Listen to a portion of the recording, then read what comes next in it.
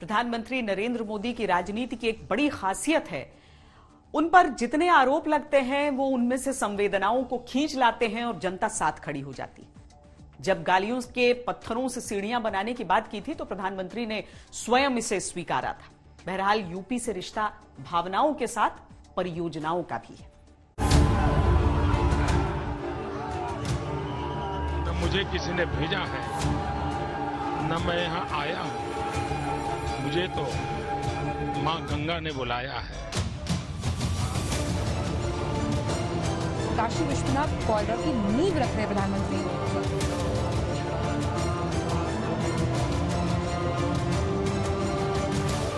और श्री काशी विश्वनाथ धाम राष्ट्र को समर्पित। हर हर महादेव। सब काशीवासी लोगन के बहुत बहुत बधाई।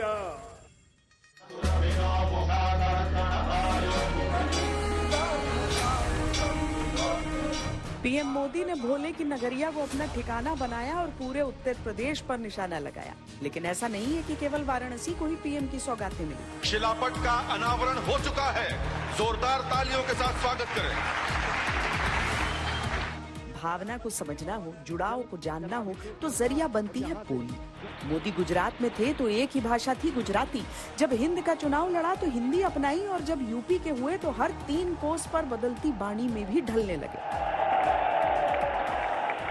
माँ गंगा, यमुना, सरस्वती के पावन तट पे बसा प्रयागराज की धरती के हम शीश झुकाए के प्रणाम करत है। चौने धरती पर हनुमान जी काल नेमी के वध किए रहे। उस धरती के लोगन के हम पांव लागित है। जो अपने अपने स्थान से इस महायज्ञ के साक्षी बनत होन, हम आप सब काशीवासी लोगन के प्रणाम करत है, जिनके सहयोग से इस शुभ घड़ी आयल है। हृदय गदगद है, मन आह्लादित है। आप सब लोगन के बहुत बहुत बधाई। मोदी नाम यूपी की राजनीति की पहचान तो 2014 में ही बन गया था, लेकिन ये जुड़ाव और नाता साल दर साल गहराता गया।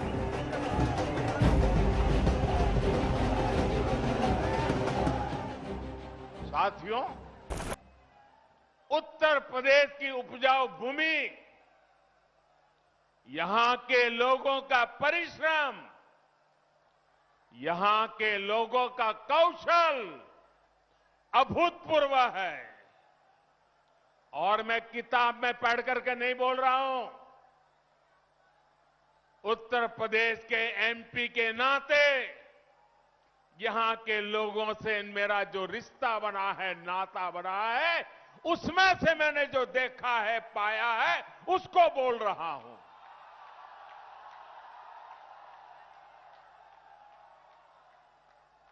यहां के इतने बड़े क्षेत्र को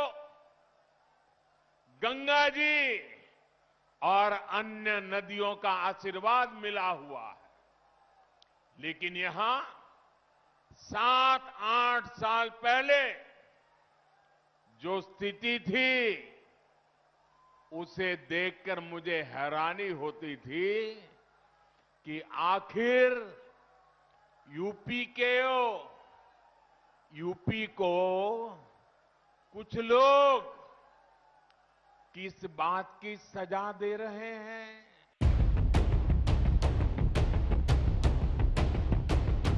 भैया मोदी राज में यूपी के बड़े काज सधे। 22,500 करोड़ की लागत से बने पूर्वांचल एक्सप्रेसवे के जरिए राजधानी लखनऊ और गाजीपुर का सीधा कनेक्शन बना। पूर्वांचल एक्सप्रेसवे के रनवे पर सेना ने सेना के साहस की उड़ान देखी। मेरठ को प्रयागराज से जोड़ने वाले गंगा एक्सप्रेसवे की नींव रखी गई। गोरखपुर में एम्स और फर्टिलाइजर कारखाने का उद्घाटन हुआ। कुशीनगर इंटरनेशनल एयरपोर्ट शुरू हुआ और पश्चिम में जेवर एयरपोर्ट की बुनियाद रखी गई। मुझे बहुत पीड़ा है कि तब यूपी में जो सरकार थी उसने मेरा साथ नहीं दिया। इतना ही नहीं, सार्वजनिक रूप से मेरे बगल में खड़े रहने में भी उनको पता नहीं वोट बैंक नाराज होने का डर लगता था। और आज यूपी में हो रहे विकास कार्यों को देखकर मैं कह सकता हूं इस क्षेत्र का, यूपी का भाग्य बदलना शुरू हो गया है।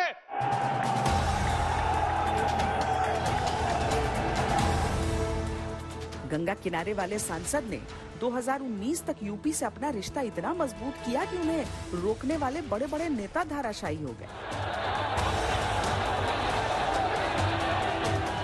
चुनौती बड़ी थी, फिर भी यूपी में बड़ी जीत हुई और इसके पीछे थी मोदी नीति। मोदी ने मंचों से यूपी को जो वादे किए वो सतह पर उतरे, इसीलिए मोदी यूपी की जनता के मन में भी उतरे।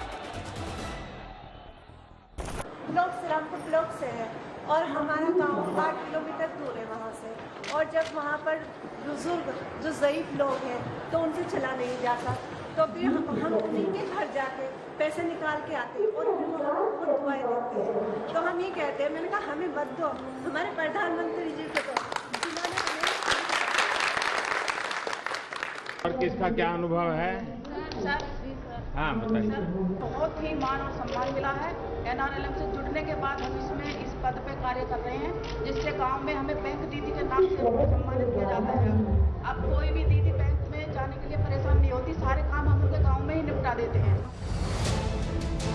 जनता को सम्मान मिला तो यूपी में मोदी का भी मान बढ़ा।